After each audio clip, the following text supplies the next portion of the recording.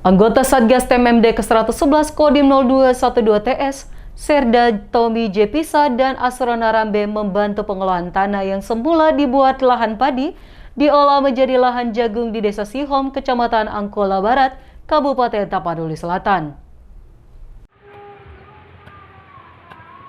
Di sela-sela kesibukan dalam mengejar target TMMD ke-111 Kodim 0212 TS, anggota Satgas menyempatkan diri dalam membantu semua aktivitas warga, baik memasak, memanen tanaman, membuat sangkar burung, dan lain-lain.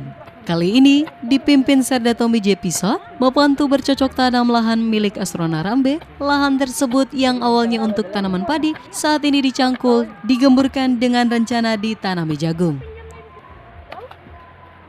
Assalamualaikum warahmatullahi wabarakatuh.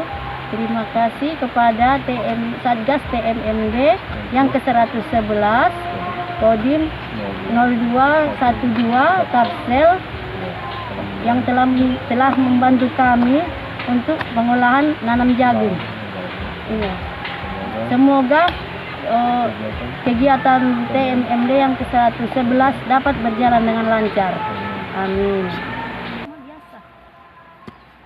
Tampak Asrona merasa sangat senang telah dibantu dalam bercocok tanam. Dia mengucapkan banyak terima kasih kepada TNI Angkatan Darat yang tergabung dalam Satgas TMMD ke-111 Kodim 0212 TS yang melakukan giat di desanya.